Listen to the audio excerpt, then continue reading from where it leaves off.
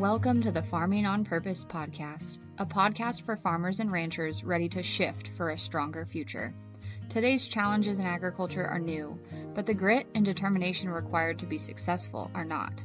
On the Farming on Purpose podcast, you'll hear how producers of all sizes and practices are moving mountains for things they believe in, all in the name of an industry that keeps growing and innovating for a stronger food system and stronger farm families. I'm your host, Lexi Wright, and I'm excited to discuss where producers are finding success, challenging the status quo, striving for better, and keeping our heritage alive, all while producing the food we depend on.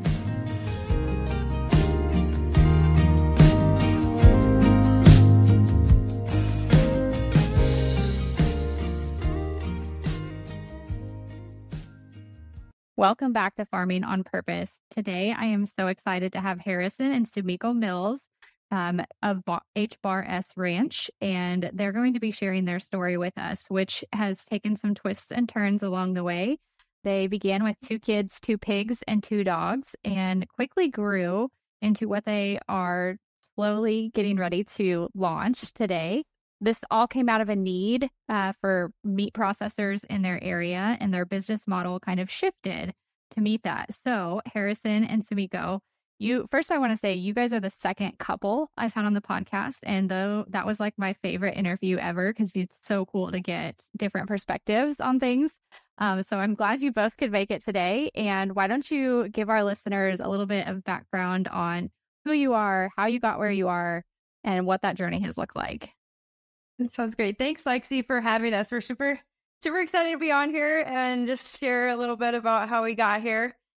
I guess we could start. We met in high school, and so we're high school sweethearts, but we met some friends who took us hunting, and our first animal we ever butchered was actually a bear.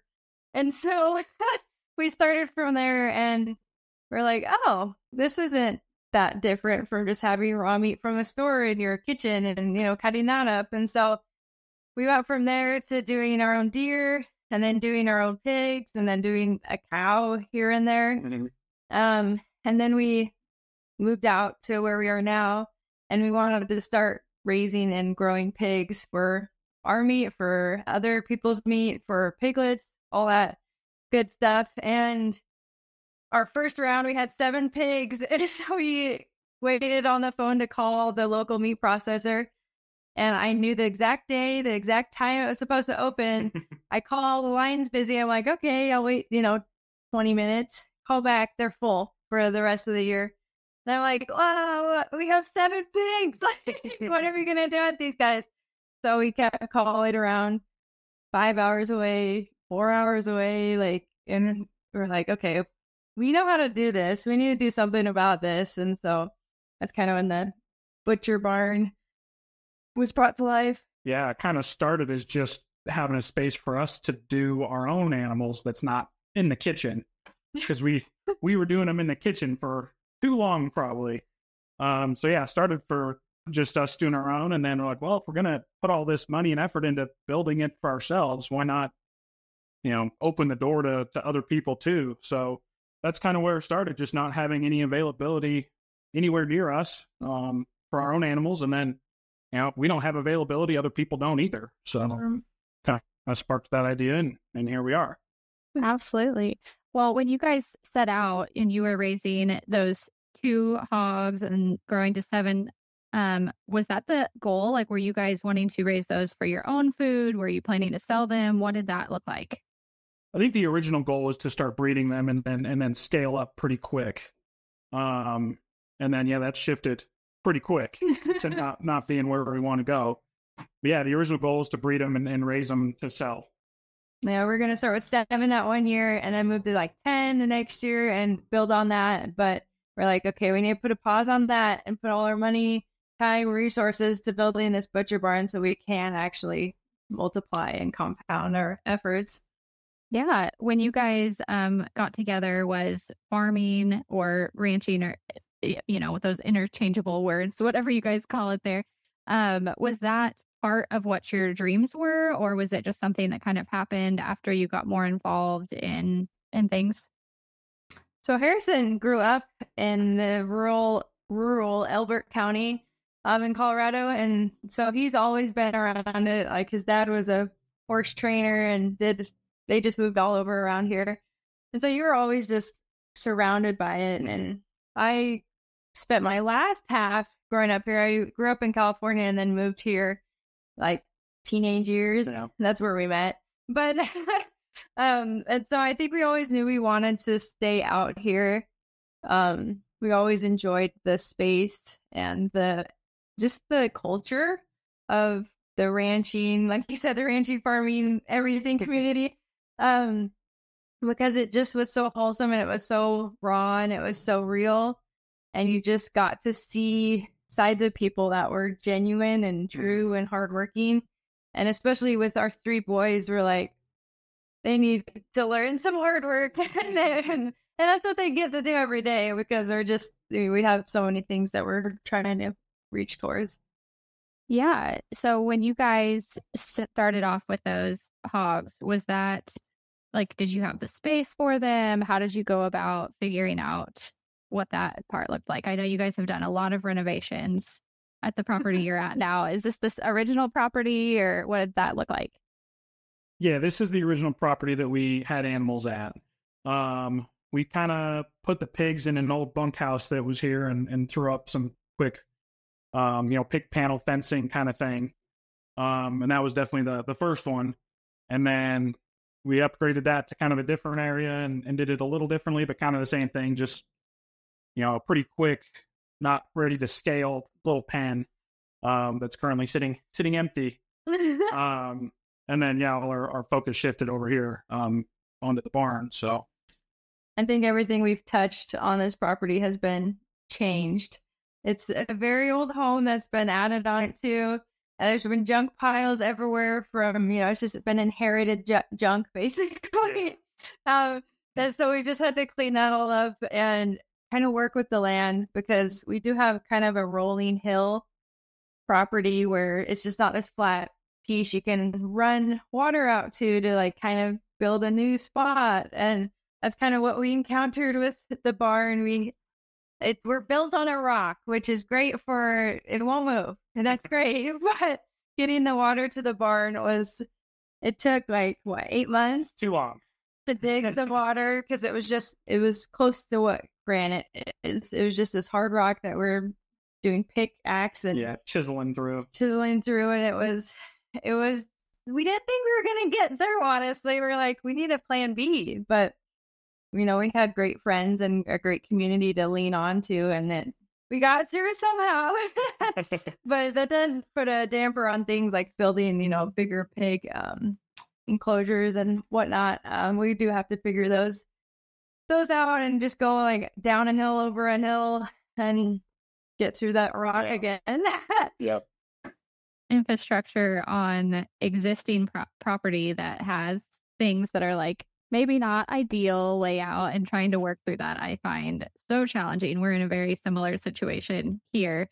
And it's you're thankful for the things that are there because they're usable. You're not starting from scratch, but at the same time, you're like, oh my gosh, why is this in this place? Why did they ever do this? Yep. But it'd be easier if it was from scratch. Right. Well, tell me a little bit about some of the other renovations that you guys have been doing as you've shifted focus to the butcher barn. So just the start of the butcher barn, basically. It was this old, 80-year-old barn that had been abandoned, but probably hasn't had an animal in it for 30 years. Yeah, and it used to look like it had some sort of milking area, but most of it was filled with junk. We've had 2 40-yard dumpsters, a 30-yard dumpster. I think that's and a 20. And a 20 just to fill up from the barn, from the outside of the barn. And so once we got the junk out and we could see the bones, we're like, okay, this can be here and this can be there. And I mean, Harrison should take all the credit for all the construction because he did it. We did it. We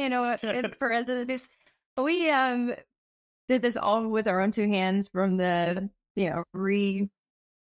structural work to make it more secure roof wise and siding wise and floor wise, and then just we tried to read up on all the butcher requirements to have a state license processing facility. And we're like, we're not lawyers. We're trying to read through these encrypted documents. Yeah, it's not real straightforward of you need this and this and this. It's like, build it, and then we'll kind of show up and see how terrible of a job you did. Yeah. But we did good. We did our homework and we read it well, and she came and she said, "You guys passed." And we're like, "What?"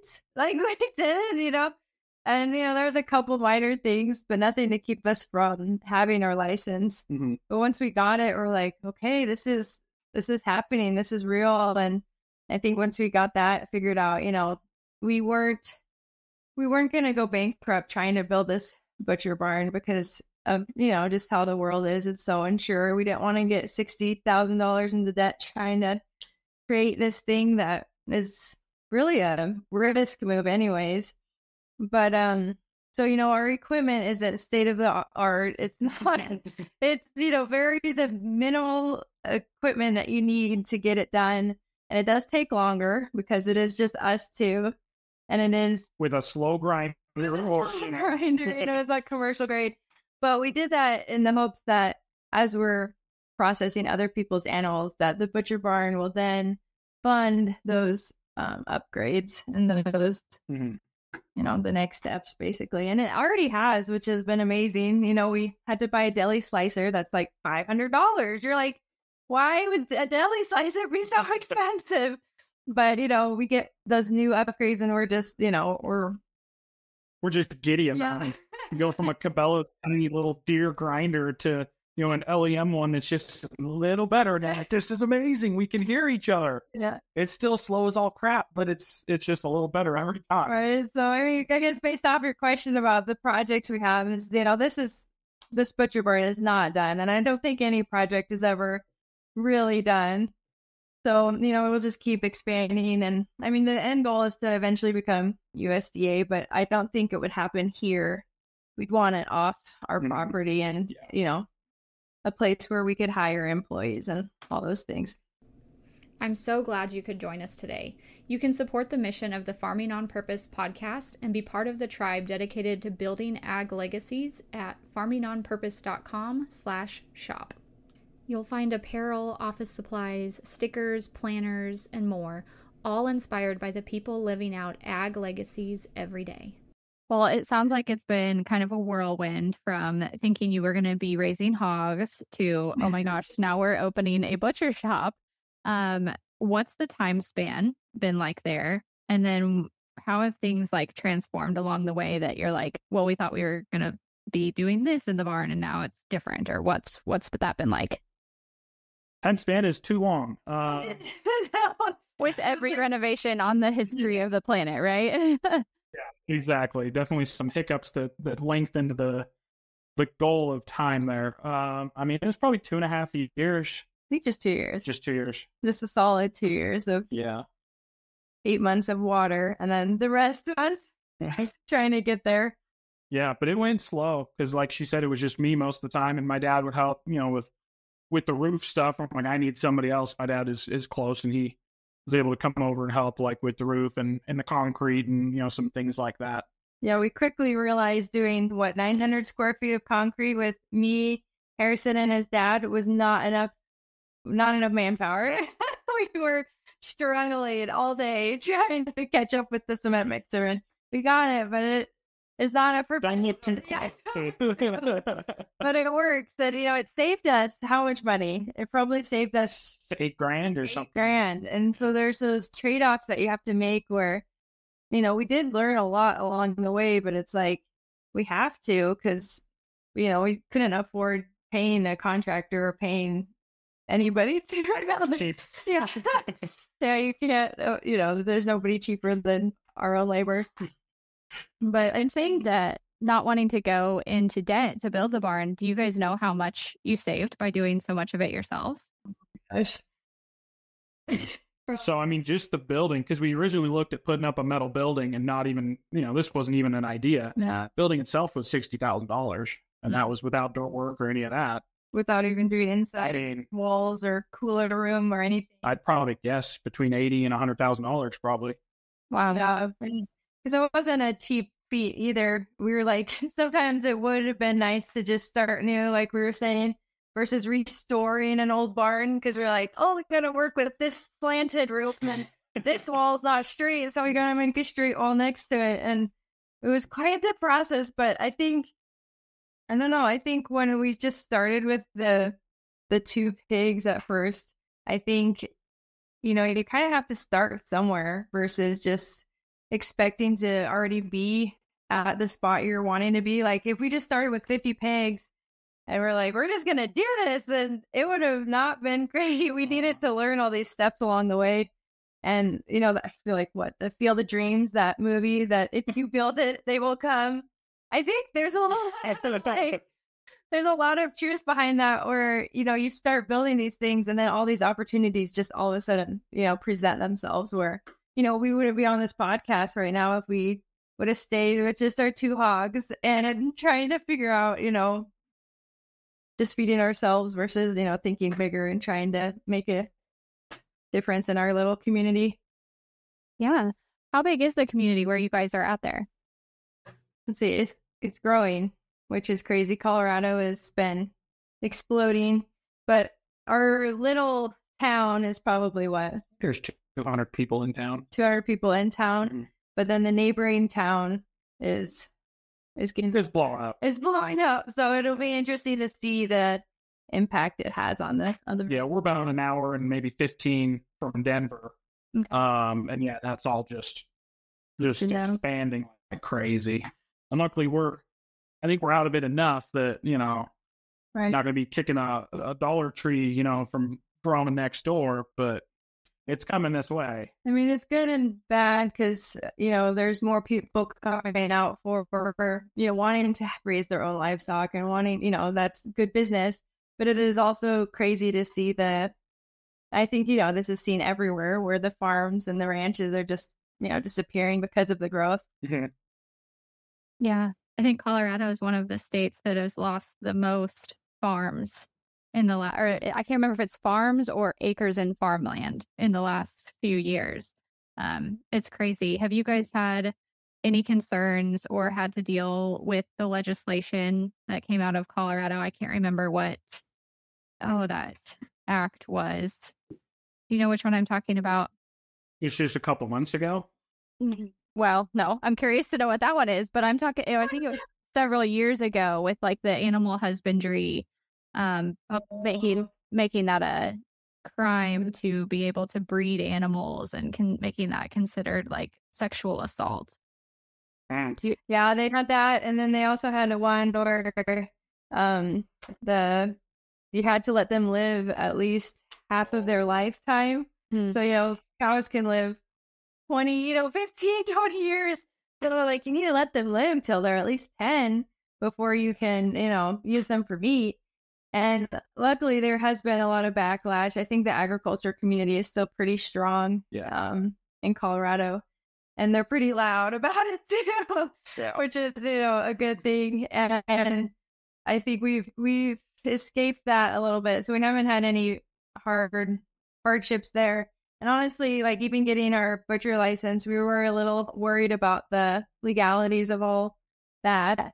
But honestly, the inspector, she lives just a few towns over, and they're based out of the more rural areas. And so they're like, oh yeah, we understand, like, oh, you just need this done, so just do that. Like, they're pretty practical and understanding about things. Like, yeah, that exposed plywood right there, you should probably cover that up, kind of stuff that they're really reasonable about. All right, so I think there is still hope, and there's still that connection to, what Colorado might have used to be. Yeah, what Colorado used to be. Yeah, what was the one that came up a few months ago?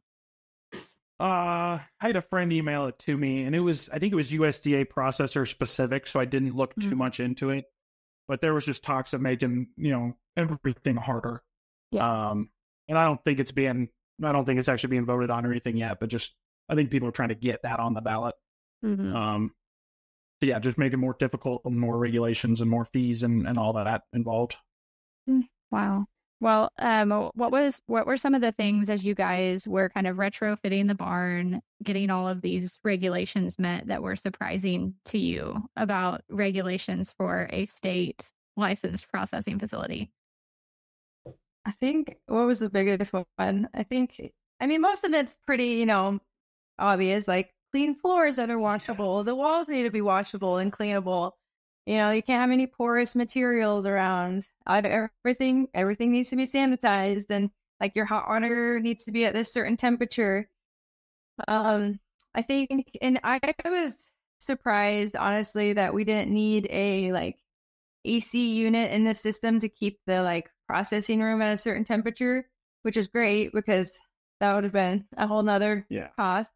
But, they just need the cooler at a certain temperature. They keep track of the meat, make sure this meat goes to this person. And I don't know that I was really surprised by anything. Everything, like, oh, that makes sense. Right. There was a lot of it's pretty, lined out. Like, that, I could agree with that. Where there wasn't something that was like, are you serious? But I have heard once you do hit like USDA, that's kind of when they're like, really, do we really need this? Like, the water test, I think, is dumb. You got to do a water test every 6 months. Every 6 months, that's it. Yeah. Because we are on our own well, so they just want to make sure there's nothing happening there. That's good to know that at least most of them are logical. So as you guys have been on this journey and you're getting ready to open September 7th, is that the big day? That is the big day. We've kind of had a soft opening, and we've had quite a few customers already just from friends and in the community. But yeah, we keep telling people like, yeah, like September 7th, like that's the grand opening. We got a date set and everything. Yeah. Awesome. Well, that's coming up fast. I'm sure it feels like that's exciting. What have been some of the things that you've learned along the way about opening a business or working together as husband and wife? And you guys have 3 kiddos, right? Yes. How's that been? What have some of the learning points been along the way? That we need to be more patient and understand that things take time. We look at other people around us that we're like kind of aspiring to be like. I'm like, well, they're doing all these things, but they're also maybe 45 years old and have been doing it for so much longer than we have. So that's the hardest one for me, is to have that patience to let things actually grow and develop at the pace that they're intended to, so that you can actually maintain by the time you hit where, these other people are. I think we're a firm believer in you have to become the person that is meant to be the successful, or, you have to kind of work on yourself before you can compound onto that with, everything else in your life. And so I think, like Harrison said, we have that aggressive patience where we know it's going to take time, especially in today's world where it's like such instant gratification. Like, I remember when we were first looking at this barn, like, oh, we can get this done in the summer. Like, zip it out. This is no big deal. And, we start doing the steps. And it's like, man, we're still cleaning it out. Yeah, it took us 3 months just to clean everything out. And I think, like, going off of what Harrison was saying again, just having the patience and the stamina and the determination to keep going when, like the water didn't work out, or the ceiling, we had to drive 2 hours, or the roof, we had to drive 2 hours to get roofing material because we're trying to find like the cheapest, best possible material for that. Yeah, we got a lot of material from Cheyenne. Like, you got to plan the whole day to go pick up a truck and trailer full of plywood and roof, and having I think just the goal and the dream at the forefront, so that way when we did hit those setbacks, we're like, no, like, this is what we feel like we need to be doing. This is what we said we were going to be doing, and we need to finish it out. And, and I think I think it's good that we didn't invest everything we had into it, because there wasn't that pressure of when it failed. We're like, okay, we have a couple seconds to like regroup and figure out what we need to do without killing ourselves. And I don't know, I feel like, we just put a little bit away each month, and like, okay, like this paycheck, we got, a few more $100. So let's spend $300 on lumber. Yeah. Let's get that done. And like, we were working at a pace where we never ran out of materials, but we never had too much materials. So we like just kept going and kept going. And I think we looked at each other halfway through and we're like, oh my gosh, we got to finish. We're committed now. We're committed now. Oh my gosh. But once we got here and we got the license, I mean, it was like Christmas morning and we were like in disbelief and just looking at each other like, do we cry? Do we, go out and celebrate? Like, what do we do now? And it was worth it for sure. And I think it taught us a lot of, the steps we need to take. And even the inspector lady who came, she goes over like bookkeeping, like this is how you're supposed to keep records for the animals that you're slaughtering and processing and all these things. They were like, okay, that's helpful, Yeah. And I truly believe nobody, Walt Disney didn't know how to build a Disneyland park. When he first started out making his movies, like, we're not going to know how to do a USDA facility with 5 processors all over Colorado without first starting where we are. And I think that just goes back to the patience of giving yourself grace and growing. I'm doing stuff with kids in tow. Yeah, I think you brought up too about like working together as husband and wife. And Harrison still has a day job. He's a locksmith by day. And I would take the kids and we would prep everything we could prep that day so that way when Harrison got home, he could just start off running. And that would either be, like, okay, I can do insulation. Like, I know how to do that. That's not heavy. That's not hard. Like, pack it all up. And, the kids would just be playing. We're blessed that we can just let the kids out and they can just play. And, I think they want to help too. Like they would be sweeping up the dust piles that Harrison would make and they would be helping us cut wood and measure wood. And then we'd cut it together. And so it was definitely a family project. That's why it took 2 years. There it is. 5-year-old had the tape measure. That's why. No, but I don't know. I think it's just one of those things that doesn't matter what's going on. You have the goal and the end in mind. Well, we got to drag some kids along. We're going to figure out how to drag some kids along. And that's prepping you for the day so you could just get home and get That was so nice. I don't have to spend an hour, like you said, sweeping up or cleaning or, doing the housekeeping type things to get started with the actual project. She took care of all of that. So it was nice. I just hit the ground running when I got home. I think we are fortunate because, not many couples can work together and not many couples like share the same goal. But Harrison, he's smiling over here. But we definitely are on the same page and we are having the same goal set in mind, which is huge to just get on that same level with your partner because, I'm doing everything I can to help him and he's doing likewise to help me, even with, the kids and stuff. Like he'll be like, okay, I'll just take the kids and do construction with the kids while you get like, a 10-minute break or whatever. And I think we just respect each other's time and we know that we're both trying our hardest. And, some days are better than others, obviously, but we're, it's that grace again. You got to give yourself grace, but you also have to give, your spouse grace because they're trying to. And I think that's something that, like you said, is unique about spouses who work together on like a common goal, because I feel so often that people who are in agriculture and the husband and wife are both involved have so much of an easier time than people who maybe are not set up that way. Because when you're both working for that same goal, it's a lot easier to give each other grace because you're united on what you're working towards, versus if you're not, it's like, well, he's, off doing that, or she's only caring about that. And it just is a lot harder to get on the same page. What have been some of the guiding principles or things that have helped you make decisions along the way and stay true to the course? As you said, you had lots of times where you were like, oh my gosh, are we really doing this? Right. I think it was just family. Like we want Harrison home and he wants to be home. It's not like we're like, you gotta get home. Like, we just want to do these things together. And, we've tried our fair share in quite a few different entrepreneurial events and type occupations. But I think we both come from parents who were their own bosses, who had their own businesses and jobs and everything and employees and all that. And so we've seen it done and we've just been exposed to that. And so we look at that and see the difference of, you know, creating your own future versus just hoping that, you know, you have the same job. I hope you don't get laid off tomorrow. You don't get laid off tomorrow. And so I think when we're, you know, trying and struggling and just realizing that we can be together and this is a future that we could do. And, you know, that's the only thing we kind of really want to do. When Harrison looks at his, you know, I'm like, what do you want to be when you grow up?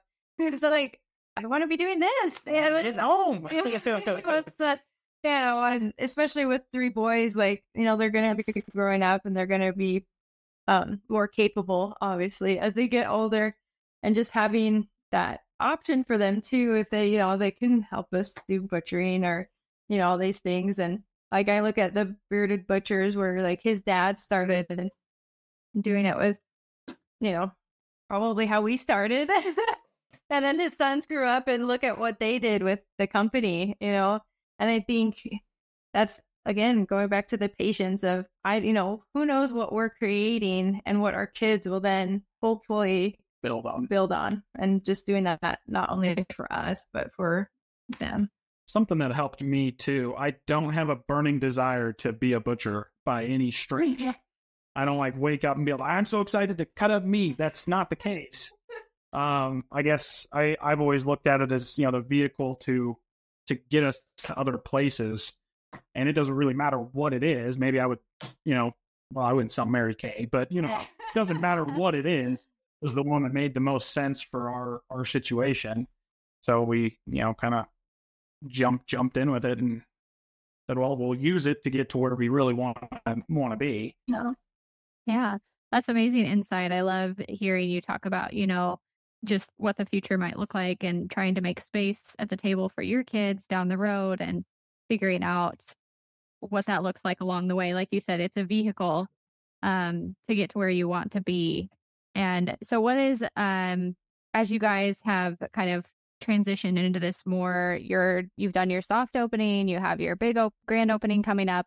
Are the roles going to stay the same, or how will that change for you guys as you kind of jump into this more? I think I'll be doing more out here more often. Quite a few of the animals, once, you know, kids are in bed, Sumiko comes out and joins me, and then we, you know, are able to do it together. But that's a lot less, you know, we can't sustain that, you know, for days on end. So I think it'll end up being a lot more me out here and her helping where she can and when she can, and kind of doing it that way. Right, because so far, I don't think a lot of people know this. Every time we get an animal in, we try to not do it on the weekends because there's other projects. Other crap to do. You know, we have other animals to take care of and other, you know, things we're trying to grow. And so during the week, you know, Harrison and I will, like he said, the kids go to bed, and then we go out and we do everything we need to out here. And that's, you know, the beauty of, you know, our houses here and the barns here. But, you know, we're up till 2 a.m. You know, we're back in college when we've never had college experiences actually, but this is our college experience of staying up late, studying, you know, working on our business, and then, you know, we go to bed, and then a couple of days later have to do it again to finish up that animal. But I mean, we know what we want, and we know that it's worth it. And, you know, honestly, and that's the other thing, I think, going back to couples doing these things together, where we look at it and it's like, oh, it's our date night, you know, we get to spend that time together doing something and building something together. And that was another big thing. You know, we just wanted to find something that we could do together, just, you know, even just us two. Yeah, that's really cool. And I love that. Staying up working until 2 a.m. is date night. That's very, I think, in line with the agriculture industry as a whole.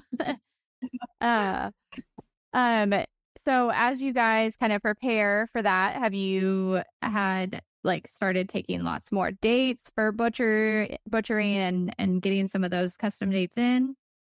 Not as many as we probably need to. I know I'm at least enjoying the lull between being busy building and then, the grand opening. I've kind of been enjoying The breath. the breath. The breath. Yeah. There have been quite a few people driving by. We have a sign out for a business, and they've stopped in saying, "Can we get a card? Like, we're so glad there's another butcher business. Like, we're just right down the road. Like, how convenient is that?" I had somebody stop yesterday saying, "We get like 7 to 9 elk a year. Do you guys do that too?" And we're like, "Yeah, we'll be ready. The hunting season's in September." And so, I think just seeing that feedback from the community too, I think we know that we're kind of prepping for that busy season, because summer is kind of like a little slower. They can graze, cows can graze again. They try to hold out till the winter months to butcher, but I think we're kind of getting ready for that busy season almost. But it is exciting, and it is reassuring to hear other people that we have never met before saying that, like, "Oh my gosh, we're so excited you're opening." That's awesome. I bet you guys are going to be packed come September and the winter season. There's been so much talk. I've done several episodes on the podcast about how difficult finding those processing dates are. And you guys, like you said at the beginning, you guys were going and looking like 4 or 5 hours away to get those dates. There is just such a demand for the local processor right now. And I don't think that's going to go anywhere anytime soon, as more and more people are wanting to do some of these things on a more local level. I think it's going to continue to be really important.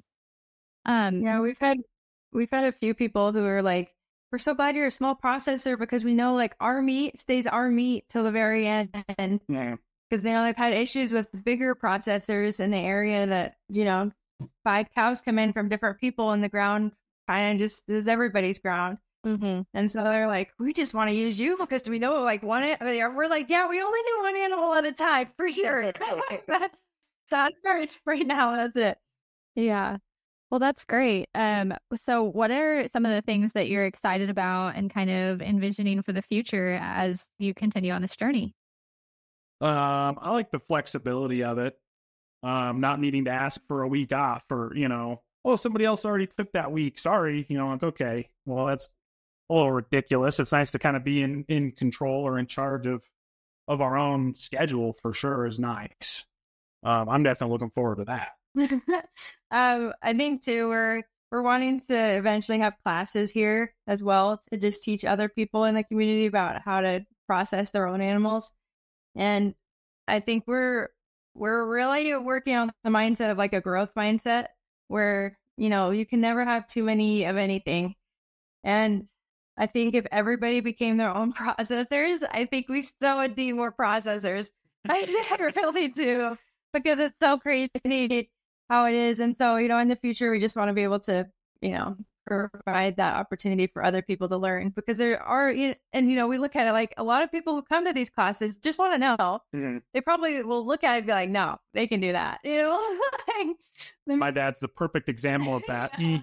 He well, I don't know that he knows how. He could do it. He could, process a deer if he needed to, but he's definitely not going to if it's his choice. Yeah. And so I think just having that open to the community and just building up the community, think, when you're involved with them and helping them, they'll help you in return, and they'll, they have a little more invested almost into you succeeding.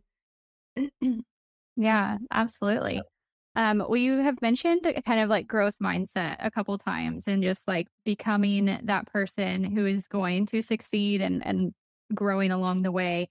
What are some of the stumbling blocks, especially mindset wise, that you've had to overcome to this point?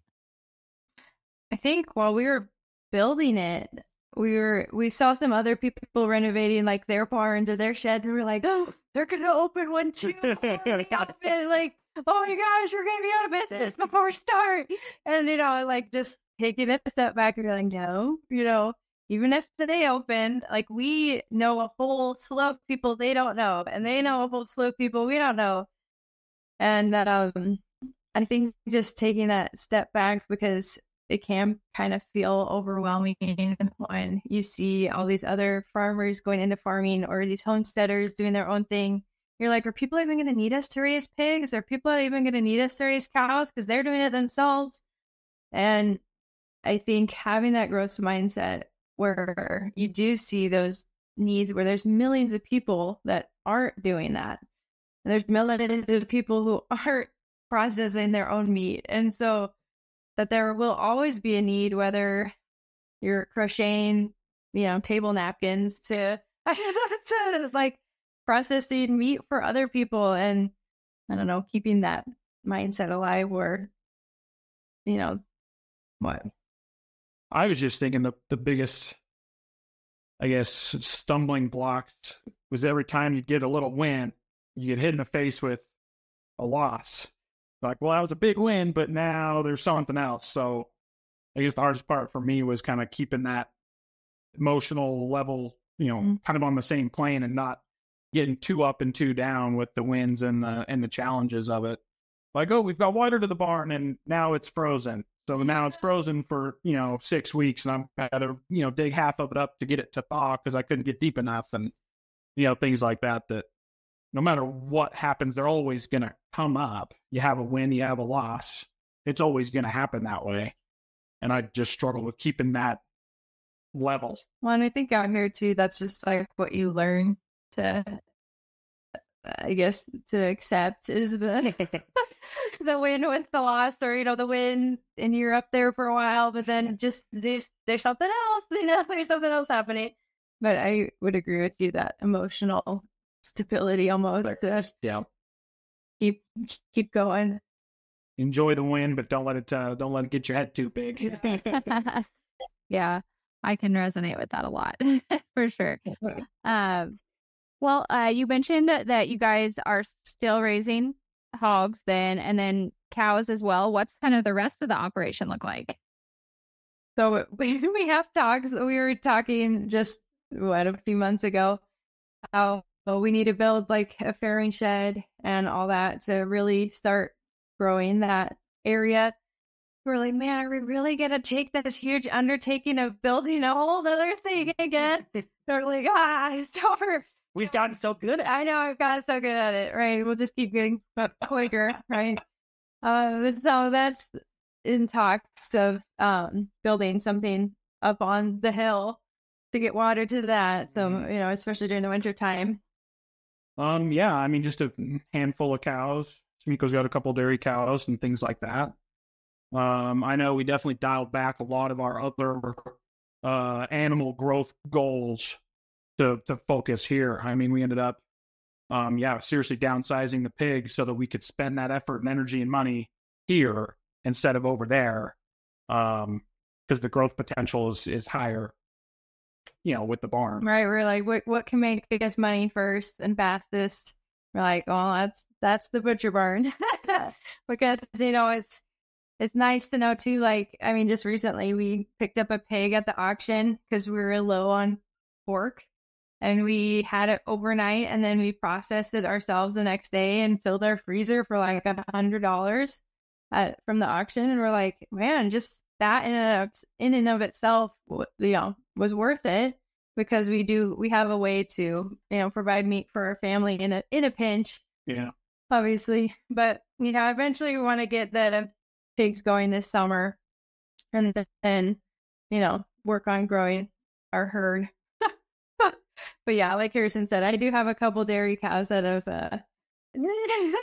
won my heart and still working on Harrison. I don't get dairy cows. I don't get it. She felt like me and my husband. That's a conversation my husband and I have had as well. I have a dairy cow that he finally got me after like over a year of begging. I'm like, I need a dairy cow. I just really want one. And he has no interest, but I love her.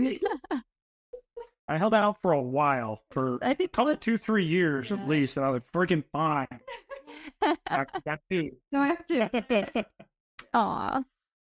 Well, I really appreciate you guys just like being open and sharing what your journey has looked like. It's so refreshing to see kind of like the hard work stage of the process before the big success and what that looks like. So thank you for being open and sharing that with us. I do want to know, like, what's the big lofty goal or the thing that you're like, okay, this is where we're heading. This is the ultimate success here. We're saying it now. Yeah. So that's- Mark the tape. Mark the tape. We've talked a lot about franchising is the wrong word, but opening up multiple either custom exempt shops or having some custom exempts and, you know, a couple USDAs and kind of having quite a few locations around that we would kind of run and oversee. I think that's a pretty good one. Yeah, and it's like Harrison said, this is the vehicle to get to, you know, what we actually want to be doing, which is like raising cattle and raising hogs and doing that at more with us, and then hiring out the butchering side. Ideally. Yeah, that'd be good. Yeah. That'd be real good. I think that means to an end is something that like almost all of us who are trying to start ag operations experience. It's like, well, you have to do the thing that is the moneymaker in order to be able to invest back in the operation. Well, I'm really excited to see where you guys go and what you guys do. And I think it's good to speak those lofty goals out loud and just admit that we have them, because you never know what opportunities come when you share those with people. So congratulations. Very excited to hear and see about your grand opening in September. If folks want to know more about you, know where to find you, where can they go? He looks at me. I just work here. Just at H Burris Ranch. On Instagram mainly, and Facebook is kind of just trickles over there. But then our website is hburrisranch.com. And so we can find us there. And yeah, we have that grand opening in September 7th. And it's a big luau. And we're going to be raising our own pig for the pig roast. And fire dancers. Live music. And it's free for the community. So we're trying to do it every year. So it's going to be an annual luau, if you will. Yeah. We want to just keep growing that too. Awesome. Well, congratulations. Sounds like it's been a ton of hard work. I can't wait to see where you guys go next. Thanks so much for being on the show.